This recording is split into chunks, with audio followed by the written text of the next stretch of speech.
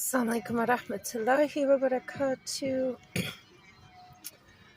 Kids, do you remember when we lived in Homestead and we had, I had set up the living room up to have two TVs, one by the door and another one by the other door. Salar had some game he was playing. I forgot. It has a lot of levels, and he kept getting robbed of all his clothes and weapons and getting upset and crying. And I don't blame him, because nobody likes to play a video game and have their avatar get beat up and robbed and left naked running around with nothing. Stupid game your dad bought you. I never would have bought you that game because I don't agree with that kind of thing, and I wasn't taught like that. I wasn't allowed to play video games growing up. The only video games I played was if I was at someone else's house. I wasn't allowed to. And because of that, I have an immense imagination because I had to use my imagination to play growing up. I wish my kids would have had more opportunity with me with the imagination games. They're the best. All right, kids. Anyways, back to the conversation on the apartment in Homestead. I was trying to refresh your memory on the setup on the living room. On that time, your dad gave me a half-broken crock pot trying to kill me and insisted I start making chicken rice congee for him every day. Knowing that we've been married like almost a decade, he's never asked me for it before. Oh, and it was a big deal. I didn't know how to make it either. I'm sorry. Do I look Asian? Does my family seem to be Asian, like we eat Asian food? Because we don't. All my mom's recipes are the ones on the back of all the famous name brand. Lipton and whatever is my mom's recipe. Alright, I grew up eating American. Boring. White American food. Boring. Anyways, kids. Do you remember the living room set up like that? Sorry, do you remember having your avatar get messed up? And me trying to feed you guys chicken congee soup. You remember eating it? Because, yeah, the pot that exploded on me, yeah, I fed that to y'all. I don't waste.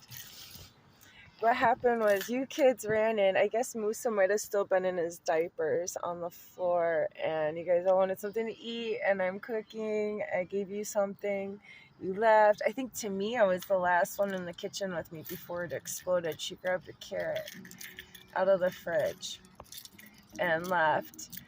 And I fell in love with you, Tamia, again. I was like, oh my God, I adore my daughter. I love my daughter so much. I adore her. I love you. I fall in love with all of you kids every day. Every time I see you, I fall in love with you more. So she leaves with a carrot, and like right after that is when the pressure, the pot exploded. And I spread myself out as wide as I could to take in all of that boiling soup and chicken and whatever, just in case one of my kids came back in the kitchen behind me. I love you because I love you. That's what I did for you. And like, you see how that was so kind of merciful? I have no marks on me. Yeah, I didn't mind. It was some type of caramel dua I made from the insanely hot burning. Allah knows best. It was really hot. Anyways, our family's special. Do you know there's a hadith about the end of days? War is going to break out, and all the trees and rocks and shrubs are going to call out to the Muslims and tell the Muslim where the army of Dajjal is hiding behind. So if there's an enemy who is following Dajjal's army, they're going to hide behind a tree or a rock or a shrub. The tree, the rock, and the shrub will call out to the Muslim and let them know that there is an enemy combatant hiding behind that tree, rock, or shrub. And the awesome thing about us Jewish Muslims is everything calls out to us. Even the Jewish tree calls out to me as I am a Jewish Muslim. Everything will call out to me and let me know where the army of Dajjal is. So we have a special gift in my family being Jewish Muslims. So shout out to all the rest of the Jewish Muslims. In case you didn't know, everything calls out to us. everything. I feel like I'm gonna have a heart attack telling you, like, oh my God, I'm telling you something. Do you see what I'm telling you? Do you hear me? You got what I'm saying? War is about to break out, and the Muslims will know where the enemy combatants are, in the army of Dajjal. The army of Dajjal can't hide from us. We'll find them no matter where they are. They can't hide.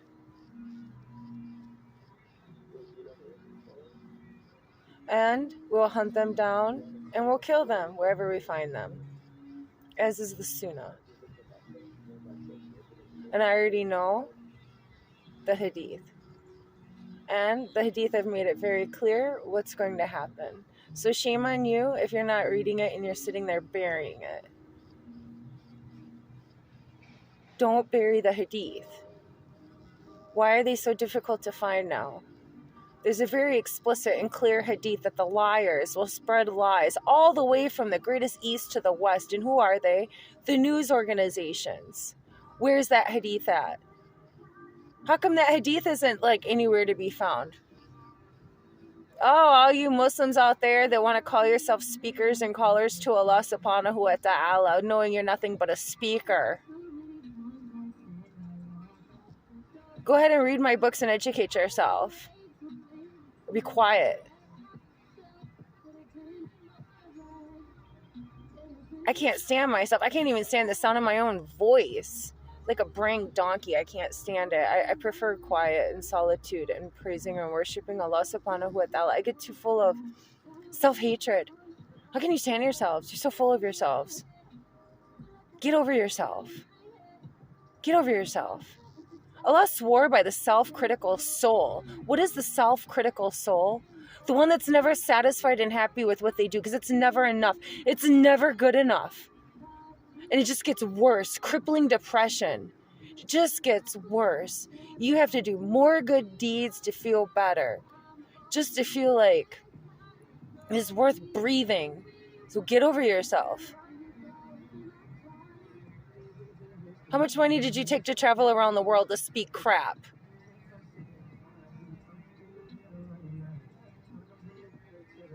Get over yourself. I'm talking about Yasmin Mujahid, right? Yeah, Mujahid. Yeah, you. You signed some stupid form.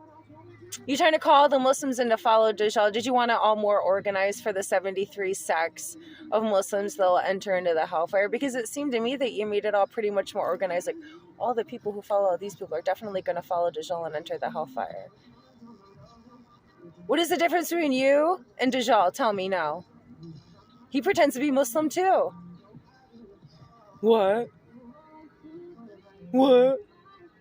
I'm talking to you. People taking money, telling lies, and not sitting there and learning the truth for the sake of Allah subhanahu wa ta'ala.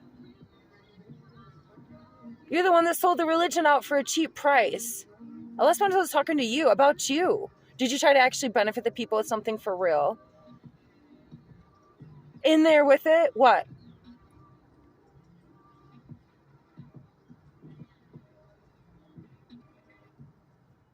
Some others taught some people how to do some magic. Isn't that explicitly forbidden? Did you learn nothing from the story of Sulaiman sallallahu alaihi wasallam in the Quran and the Hadith?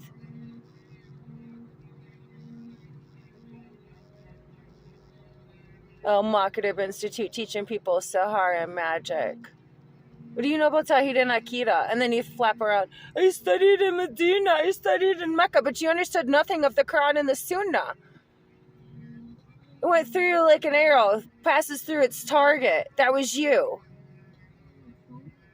And what about the others? No, sister, I can't help you. Well, it's been 7 years and no one still helped me. Oh, sister, please, I beg you, forgive me. No, I don't forgive you. May Allah not forgive you.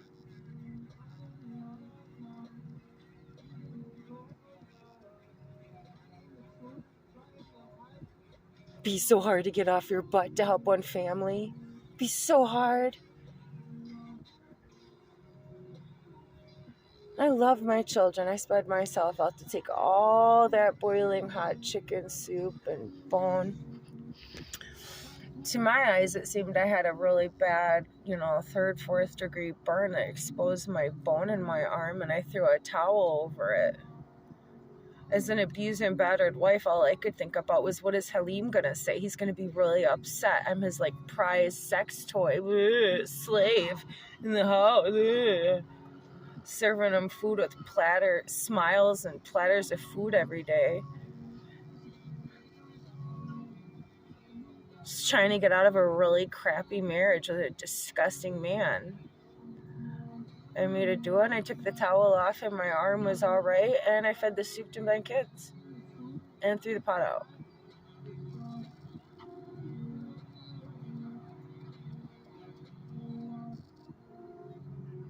I fed the soup to my kids, and I threw the pot out.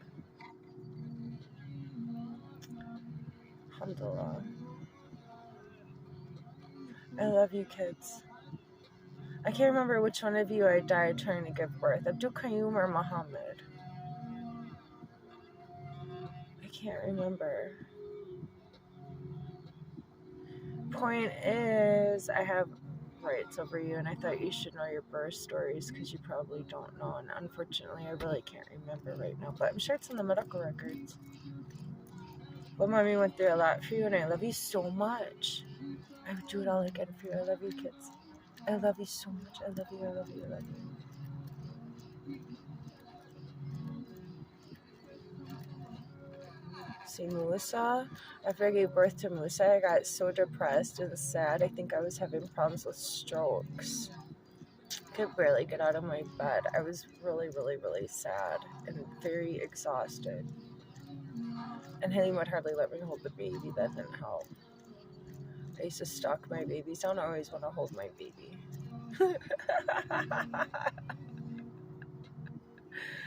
And Asia was so sick after giving birth to her, I had to go back into the hospital for emergency surgery afterwards. And I was pretty much dying secretly in the bathroom for like days before I was actually able to go and get a surgery. And I don't think the hospital realized how sick I was and how serious the situation was when they gave me surgery after I birthed her.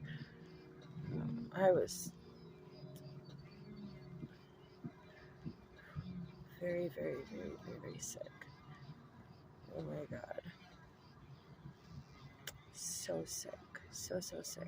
I got abused so bad giving birth to Asia. It's ridiculous. I made a video about it.